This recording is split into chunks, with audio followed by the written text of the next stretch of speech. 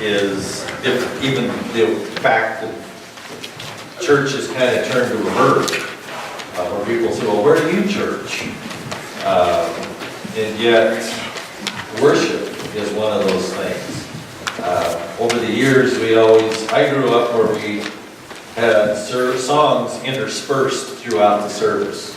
And you'd sing a song at the beginning, and then you'd sing another song, read scripture, take the offering, and then as the ushers walked up, you'd sing the doxology, praise God from whom all blessings flow. And we had all of those things kind of worked out. And now we do church and we kind of have a hunk of music.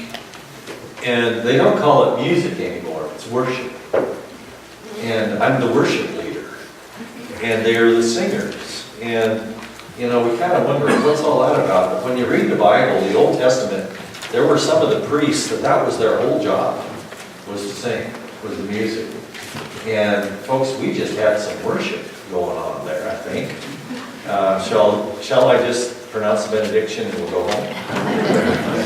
No, I'm not going to do that. We're going to continue through the book of Acts. I'm going to finish off chapter 22, and we're going to read chapter 23 as well.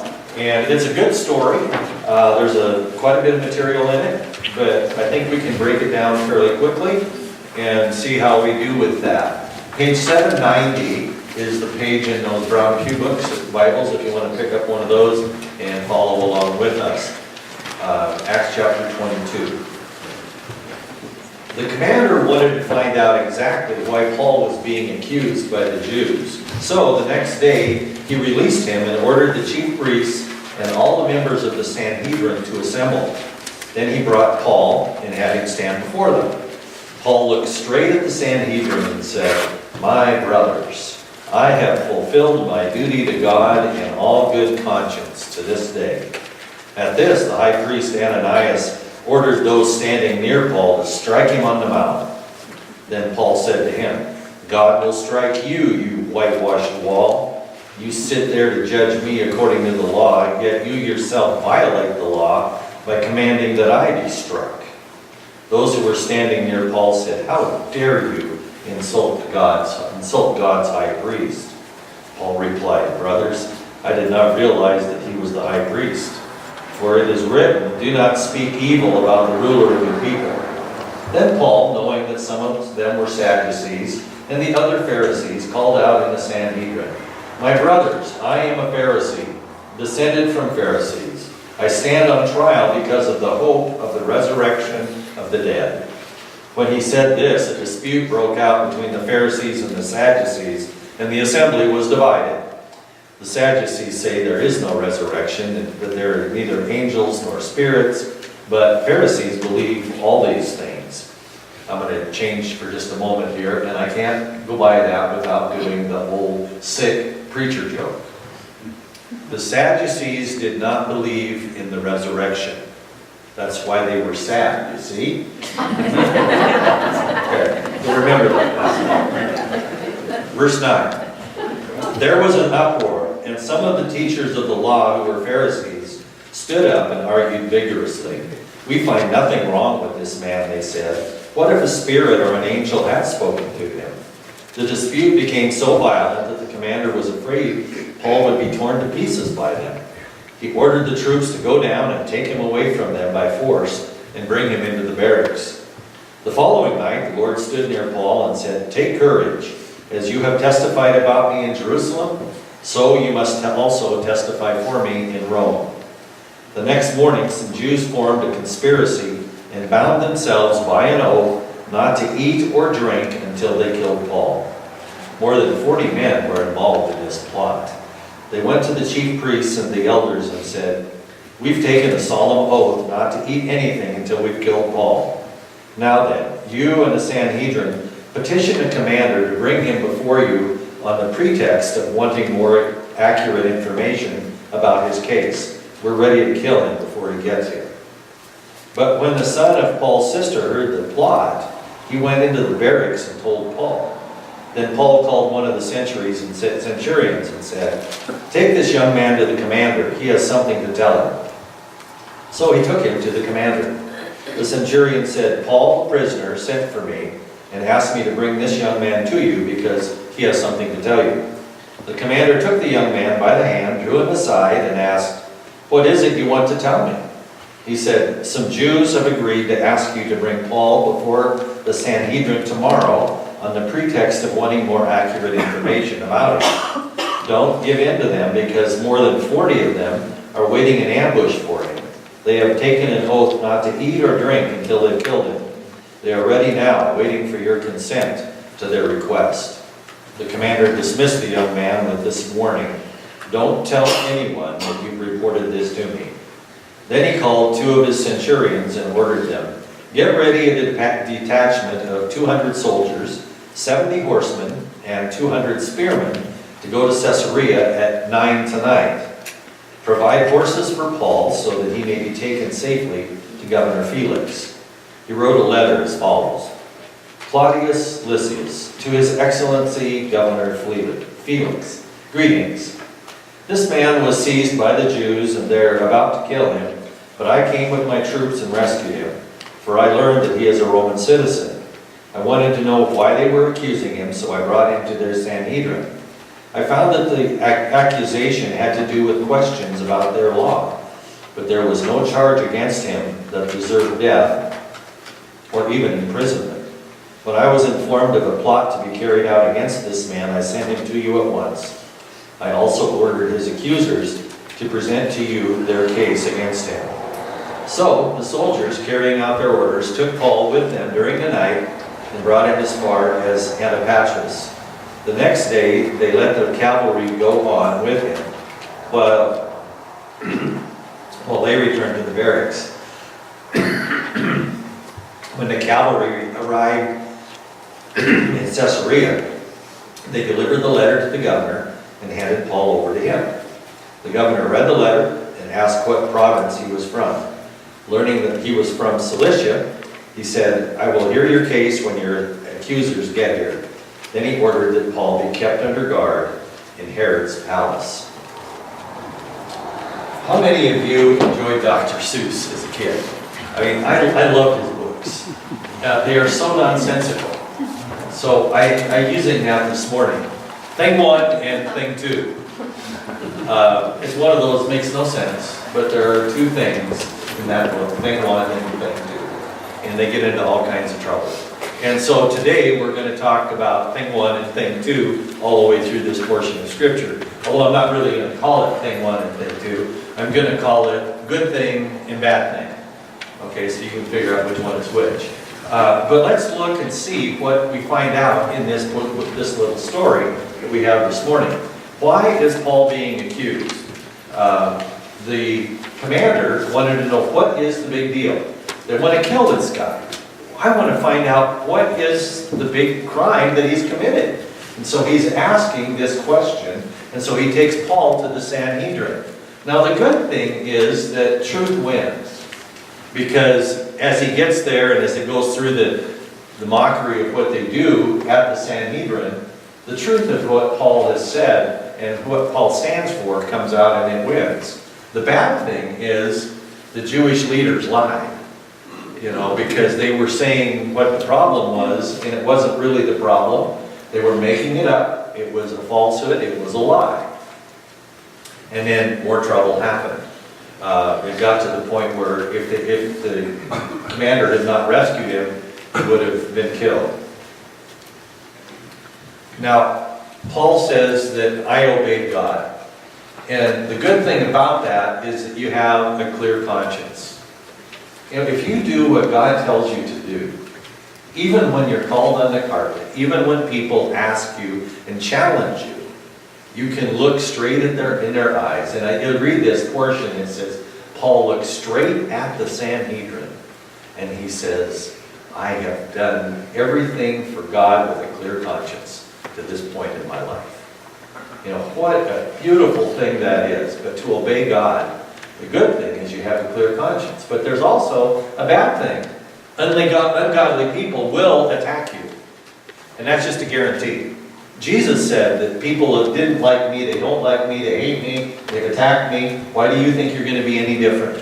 And so if you obey God, You're going to have a clear conscience. You're going to have a good standing before God. But ungodly people will attack. Then he confronted the hypocrites. I just love this part where he says, I've had a clear conscience. I've done everything God's told me up to this part of my life, this point in my life. And the high priest Ananias said, slap that man. And so they whacked him across the face. And Paul turns at that point and says, you liar, you hypocrite. You slap me, and that's against the law. And, the good thing is Paul told him the truth. But the bad thing is that when you confront somebody that pretends to be godly, that pretends to be what they're not, and is a hypocrite, is an actor, the bad thing is that they're going to retaliate and they're going to strike back. And so again, just expect that in life. Now I'm not going to try to leave you this morning with, well, I guess I'm a Christian, so I'm going to have horrible things happen the rest of my life. You can leave here like Eeyore if you want to, but he's confronting the hypocrites. And he always spoke the truth. Paul did not lie. And that's the beautiful part of being truthful. I don't have a smart enough brain to be a good liar, because I have to remember what I told before and make my new lie line up with my old lie.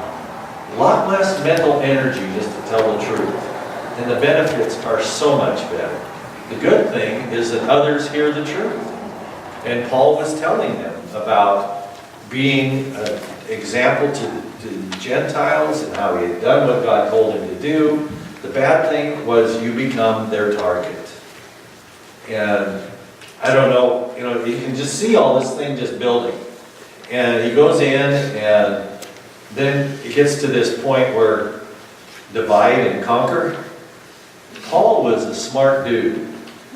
He knew how to play the audience. And he's in front of the Sanhedrin. And there's the Republicans and the Democrats, or the Sadducees and the Pharisees. And they never crossed the aisle. They always yelled and screamed at each other. And so he decided, I'm going to just get them to fight each other. Then I'll win. And so what happens is he divides and conquers. The good thing is the evil people fought each other. Now, the Pharisees are the ones that Paul identified with. He says, I am a Pharisee. Now, a Pharisee is somebody that believed that the written Word of God was, the Bible was the written Word of God, and that it was inspired, and that they believed that everything that was in it was true, and they believed in the resurrection, they believed in angels, they believed in spirits. The Sadducees says, there's no such thing as spiritual stuff. There's no spirits, there's no angels. In fact, this life is all we got. Once we die, we go back just like an animal, we just go back to the dirt. There's nothing past this. And so he says, I'm a Pharisee, my dad was a Pharisee, and I'm here because I believe in the resurrection. So a bunch of these holier-than-thou Pharisees said, well, there's nothing wrong with this man, he's a smart guy. And they said, we find absolutely no reason to accuse him. And the Sadducees came unpuckered. They were going to just tear into him. In fact, the bad thing was you get caught in the crossfire. So the Pharisees and the Sadducees are there, and they're arguing and fighting, and he said, no, he's innocent, no, he's not. You're going to, nothing to charge him with, we're going to kill him. And the Romans said, help, let's get him out of here. And so they went down and got him. So I'm not quite sure, but he shared about Jesus. And the good thing about that is he says, God is with us. And it says that night, God spoke to Paul. And he says, you have been my witness here in Jerusalem, and you're going to be my witness in Rome. So God speaks to him. And God is always with us, and he's not going to desert us. And he does have a plan. It may not be ours, but Paul was told, you're going to go to Rome. The bad thing is Paul died in Rome. It will cost us if we share it. It cost Paul his earthly life, his physical, mortal life. He's forever in the presence of God now. But earthly and humanly speaking, it cost him everything. everything. So there was a plot to kill Paul. Now this is another one that, in my twisted sense of humor, I had to giggle. More than 40 men were involved, and so it's interesting that that was the number, but there were more than 40. The Sanhedrin was comprised of 70, so it was actually a majority if they were members of the Sanhedrin, which some of them might have been, but we don't know. But they said, we're going to ambush and kill Paul. We're going to ask, we want to have a retrial and just hear what's going on so we can really figure this thing out really. And on his way to the Sanhedrin, we'll jump in and kill him. And they said, we're not going to eat or even drink until he's dead, until we kill him. That's how serious they were about getting him. They said, we're going to swear that we're not going to do that. They took an oath that they were not going to eat or drink until they killed Paul. And my curiosity makes me wonder, were there more than 40 men that starved to death before, they ever did kill him? But Paul's nephew learned of the plan. It says Paul's sister's son. So his nephew was eavesdropping, or was in the right place at the right time. Again, one of those God things. And have you ever wondered why things happen the way they do in our lives? That was definitely a God thing. I didn't plan it, but I was in the right place at the right time. And that's what happened to this nephew of Paul's. And he learned about the plan. And so then he goes and tells Paul. And so it's time to call in the cavalry, right? Well, that's not the right kind of cavalry, is it? This is probably closer to the cavalry that we read about in this chapter. But it was a Roman cavalry, horse-mounted, armed, full armor, helmets, all the regalia that went with it. And so this is where it gets to me hilarious.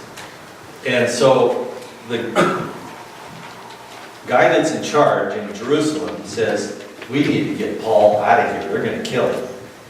Because this is a plan. There's a whole bunch of people that are going to get him. Let's get him out to Caesarea, out by the Mediterranean Sea. And the governor's place is out there. We'll let him take care of it. Just get him out of town. So, I want you to get 200 Roman soldiers. Now, we all know the pictures of Roman soldiers.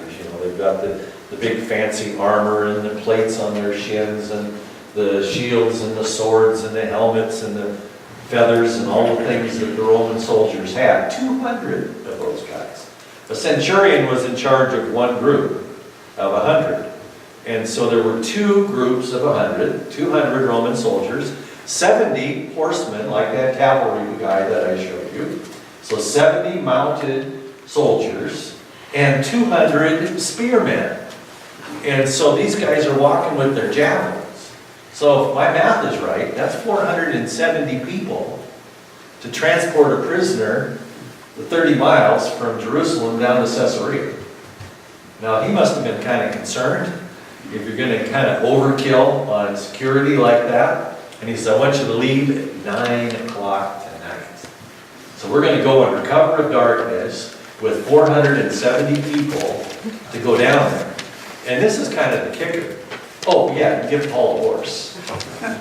He didn't even have to walk. He's the prisoner, and they say, give him a horse, let him ride with all of this protective army around him, and take him down to Caesarea. So when he gets down there, he has a letter that the governor, or that the commander in Jerusalem had sent. And he says, I rescued this man. I found out that he was a Roman citizen, but I rescued him, and he did something against the Jewish religious laws, but he is a Roman, and I had to protect him because I'm a Roman, and you're a Roman, and we Romans stick together, and he isn't guilty of any crime, and so that's why I sent all these guys to keep him safe, and his accusers will come down there, and they'll present their case to you down there. And so all of the venue of where the trial was to be held was switched from Jerusalem to Caesarea. And it was removed, and it was just moved up a level. It was like the next court of appeals in what we have. But his accusers have to come and present their case at that point. But you know, God spoils us. Somebody said he blesses us. Bless is just not good enough. We're spoiled. God does so many good things for us, way beyond what any of us deserve. And God did the same thing to Paul. And it just reminds me of how good he is to each one of us. But Paul's case now would be heard in a fair court. It would not be before a bunch of Jews that already made their mind up ahead of time. This was going to be a clear trial that was there to take place in Caesarea. It's interesting, you'll have to come back next week to hear what happens. But he wasn't put in jail. Here they take this guy, he's going to be tried, and so he is technically a prisoner of the Romans, but they don't throw him in jail. That's kind of nice, because Roman jails, I hear, weren't all that good. So where does he get to stay? In the White House. He gets to stay in Herod's palace. Herod had a reputation of building the most magnificent places with pools and hot tubs and fountains and gardens. That's where Paul had to stay. Doesn't God just surprise us?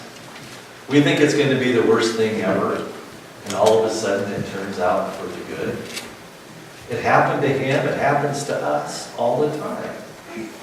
And as I think about, what lessons can we learn from this? And this is where it gets sticky for me. And so if any of you are so, inclined, I would love to have you pray for me as I prepare for these sermons and as these teachings on Sunday.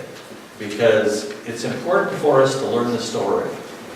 But we need to understand what is the lesson that is there. What can I learn? What is God trying to teach me? So all that I can share is what I have learned. So please do not think this is an exhaustive list of lessons. Maybe exhausting, but not exhaustive. It doesn't cover all of them. Because I've had more people leave a service and say, well, thank you for the message this morning. God really spoke to me, and they tell me what it was. And it's like, where did you get that from, Les? I didn't mean that, but God did. God takes the message and applies it to our lives the way we need to have it applied. But this is where he touched me as I went through this week. The truth causes conflict. None of us like conflict. But if we are to be true to God and to stand for the truth, there will be conflict. Because there is good and evil in the world. And if we take a stand, there will be conflict. And it will just be head to head all the time. But truth ultimately wins. Because of that, I can have every confidence in the world knowing that I'm going to hang tough with the truth. Because I may go through some dark times, I may be arrested, I may be threatened to be torn apart by a mob, and even if they did, I know where I'd go. But truth ultimately wins. And God has a plan for us. It's not ours. The book of Jeremiah, way back in the Old Testament, God said, I know the plans I have for you. Plans to prosper you and give you a future, not to harm you. And we need to know we have a loving God that has a plan for us. And in His grace, He just pours it out on us, and He spoils us.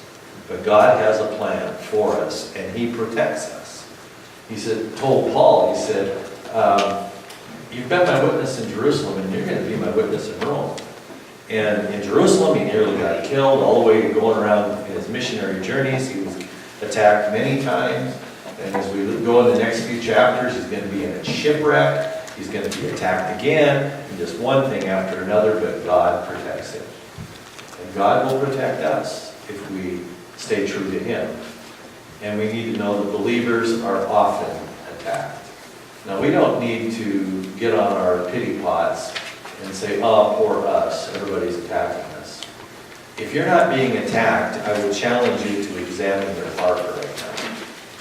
Because if you're really on fire for God, if you're really committed to Him, you are going to have some difficulties in your life. If you're not, that old saying, let a sleeping dog lie. If Satan sees you're not real active, he's not going to get you fired up and get you praying. But if you are not being attacked, examine your heart. And as I conclude my time this morning, I want to just encourage you with this. God has a plan. His ultimate plan is to bring us back to Him and to fellowship with Him. But once we're there, He has a plan for us. He's going to use us in places we had no idea that we'd go. Paul is on his way to Rome. I have no idea where I'm headed. I don't know where you're headed. But be encouraged. God has a plan. Would you stand as we pray? Father, I thank you that you are a God who doesn't just let us wander and stumble around life without a purpose, without a direction. I thank you that you do have a plan for each one of us, and that plan is because you love us. I ask that you would help us to listen to your words and your leading in our lives. Make it very clear where you want us to be, and help us to be used by you in whatever way you want. I ask your presence and your blessing on each person who's here today. I ask that you keep us safe until we have opportunity to meet again. And we pray all of this in the powerful name of Jesus. Amen. Amen. And